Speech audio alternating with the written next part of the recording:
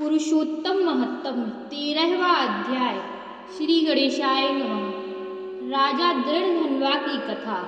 सूत जी कहने लगे, हे ऋषियों, अब मैं दृढ़धन्वा की प्राचीन कथा तुमसे कहता हूँ। है देश के चित्रधन्वा का पुत्र महातेजस्वी, सब गुणों से युक्त, सत्य बोलने वाला, धार्मिक दृढ़धन्वा नाम से विख्यात हुआ है।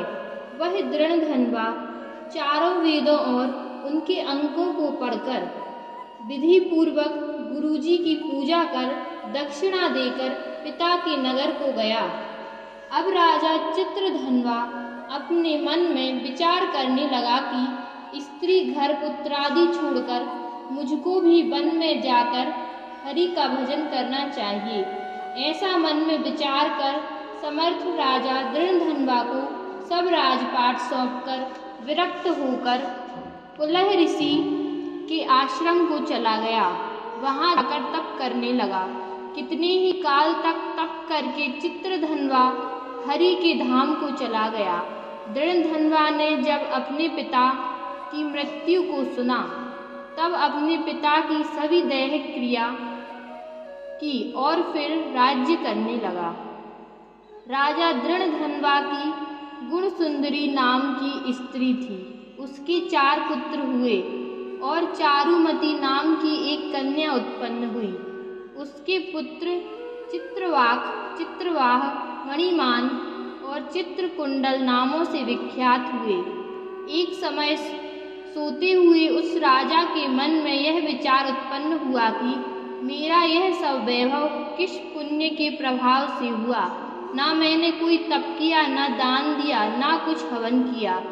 राजा के इसी विचार में सारी रात्रि व्यतीत हो गई। प्रातः ब्रह्म मुहूर्त में उठकर यथाविधि स्नान आदि करके उदय होते हुए सूर्य को अर्घ्य तथा ब्राह्मणों को दान आदि देकर वह राजा घोड़े पर चढ़कर शिकार के लिए वन में गया। वहां उसने शिकार किया तो उसके बाण से घायल होकर एक मृग दूसरे वन में भाग गया। घायल मृग के शरीर से गिरते हुए रुधिर के निशानों से राजा दृढ़धन्वा भी उसके पीछे पीछे गया, पर थोड़ी देर में मृग राजा की निगाह से ओझल होकर कहीं छिप गया। राजा ने प्यास से व्याकुल होकर फिरते फिरते सागर के समान एक सरोवर को देखा। वहां पर जाकर उसने पानी पिया। वहीं उसने अत्यंत घनी छाया वाला वट का वृक्ष देखा। उसकी जटा में घोड़े को बांध कर राजा वहां पर बैठ गया। वहां पर मनुष्यों की वाणी बोलता हुआ तोता आया। राजा को अकेले बैठा हुआ देखकर वह सुख बार बार एक ही श्लोक बोलता रहा, तू पृथ्वी पर सुखों को देखकर सार वस्तु को नहीं विचारता तो कैसे पार पहुँचेगा। ऐसे उसके इन रहस्यपूर्ण वचनों को सुनकर राजा को यही सोच हुआ कि बारंबार यह सुख ऐसे वचन क्यों कहता है।